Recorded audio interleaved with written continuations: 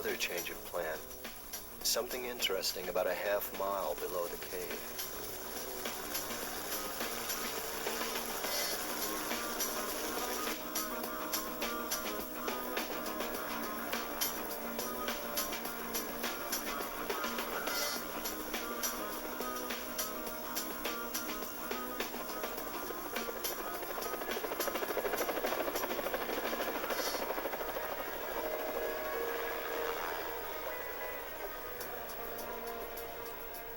The melting snow has revealed unusual features on the rock.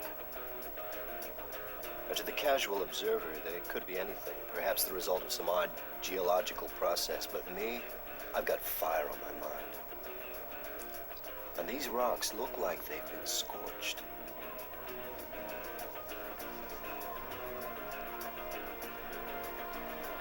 No, don't worry about samples. I need you to follow this line. And look for more burn marks. And tread carefully, watch for hidden crevasses. Okay, approximately 2 hours due south from the drop-off point, heading towards the scene of death. Can you take a GPS reference? Okay. Evidence of discoloration of the rock. Seems to have been subjected to a blast of intense heat. It's literally scarred the rock.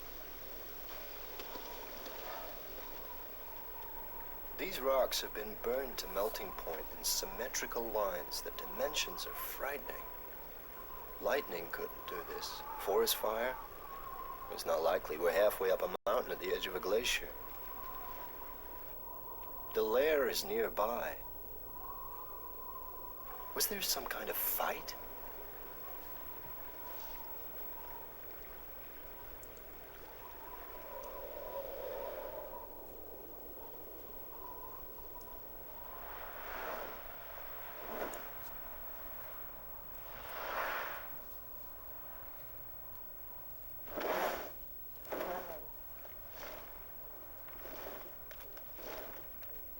The female returns to her den.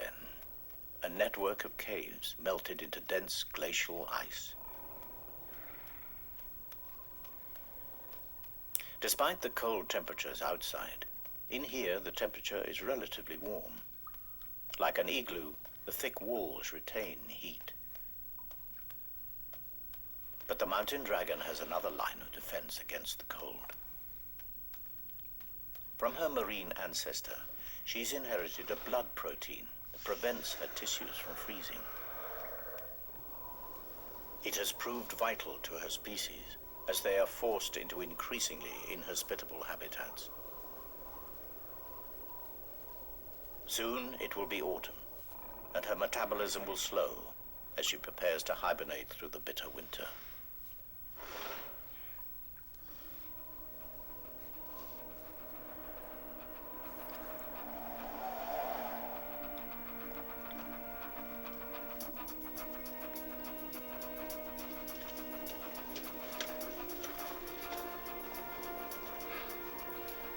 This is it.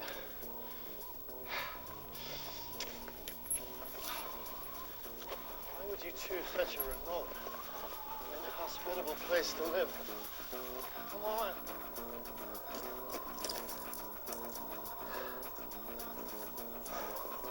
Well, the police have done their job. Now it's our turn.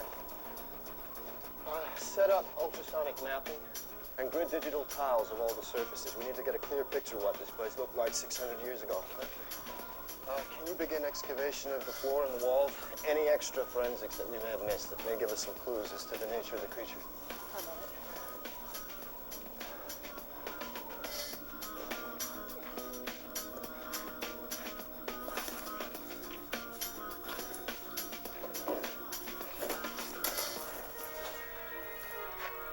So this was where they found you. Gridding tile 1, set. The laser scanner will help us build a map of this place, and then we can accurately record the position of everything that we find. Any mapping results yet? I've gridded most of the cave, but it's a labyrinth in here. It's anyone's guess what's behind these walls.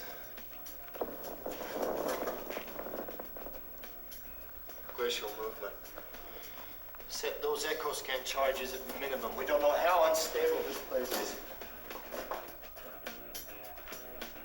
Echo scanning. Small explosive charges send shock waves into the ice. The echoes will tell us what's behind them.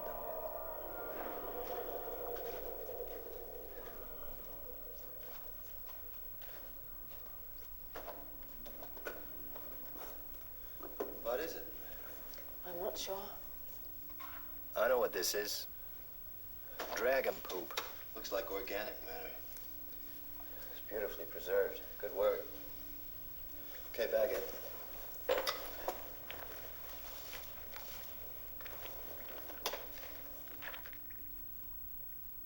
Sorry. Evidence of bone shards. Look, these look like fruit stones. Date stone? Not many date palm trees in the Carpathians 600 years ago. It's possible that she strayed, but it's more likely that this is the feces of another. So the next question, why would you travel such an immense distance across the continents and the climates? What could possibly attract you to this place?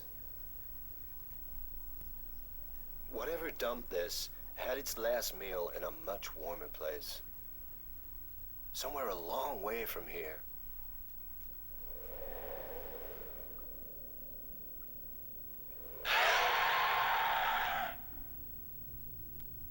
The female's curiosity is aroused.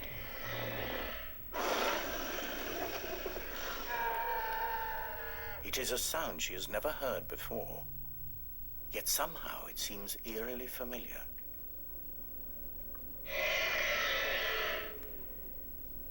She is compelled to investigate.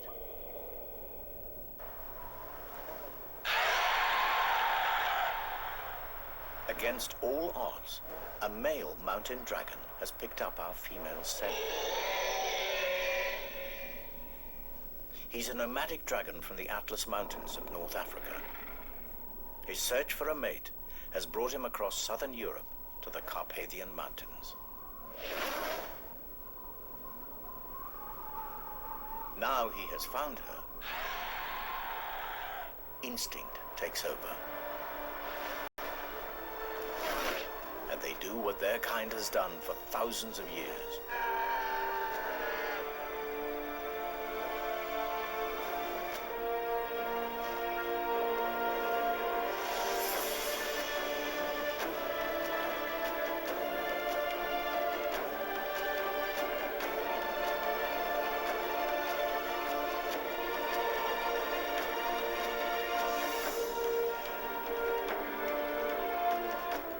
It is a courtship ritual that is as perilous as it is spectacular.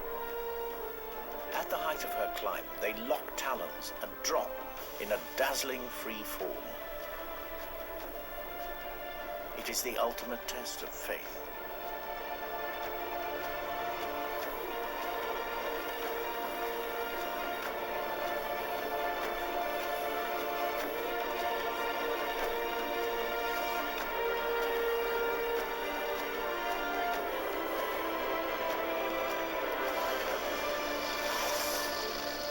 The scorches in the mountain rock serve as mute testimony to a spectacular and successful dragon mating, and a species on the verge of extinction that finds hope in a new generation.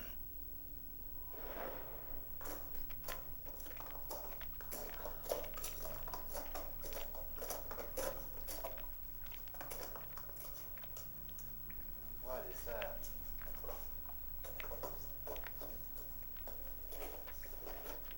The initial investigation team must have had a lot on their minds. They sure overlooked this.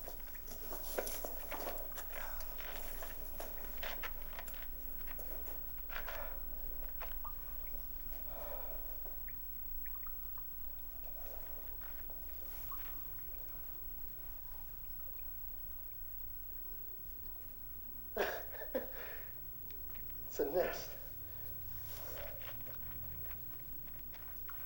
Judging from the size and shape, calcified fragments. And the curvature, I think it's safe to say that this egg was of considerable size. And given the fairly limited number of fragments, I think it's safe to say that only one egg would have been incubated at any one. Oh my God.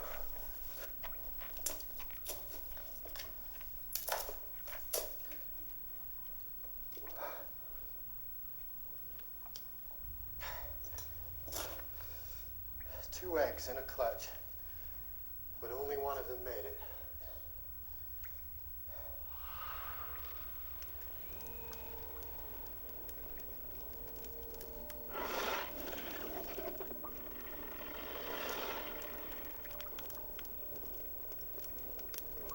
Crocodiles bury their eggs in active compost to keep them warm.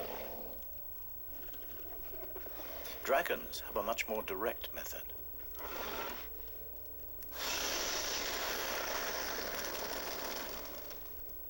The eggshells have heat-resistant properties that can withstand intense temperatures. In fact, without this searing heat, the dragon chicks inside would die of cold.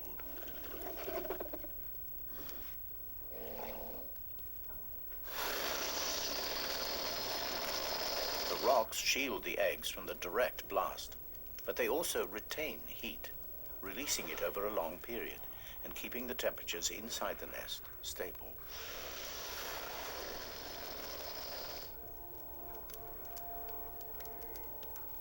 If she is to become a mother, careful and constant temperature control is essential over the long incubation period.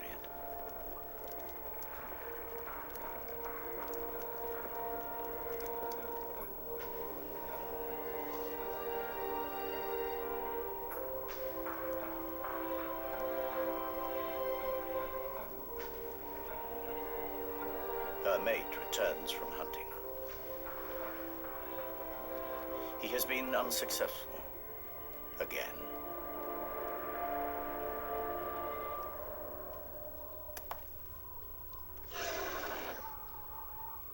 After mating, female dragons become aggressive, deeply defensive when any creature approaches the nest, even a mate. In order to placate her for the lack of food, he brings a gift.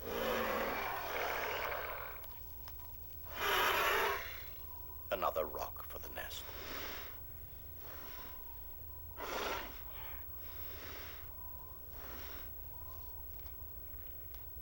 The male is now clear to enter the cave.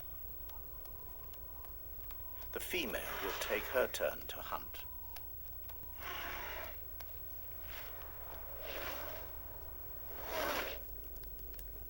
Now the male has responsibility for the nest. Special sensors in his tongue allow him to check the temperature. If the eggs fall below 60 degrees, the chicks will die. Yet, quite deliberately, he lowers the temperature. There is method in this apparent madness. Just like crocodiles, the temperature in the nest will determine the sex of the offspring. Cooler temperatures encourage the development of females. Males, even sons, will compete for territory, food, and breeding females. Females suit him better. In normal times, this self-serving strategy is sound, but in a species on the verge of extinction, an imbalance in the sexes could prove fatal. Should anything happen to him, this tiny group is finished.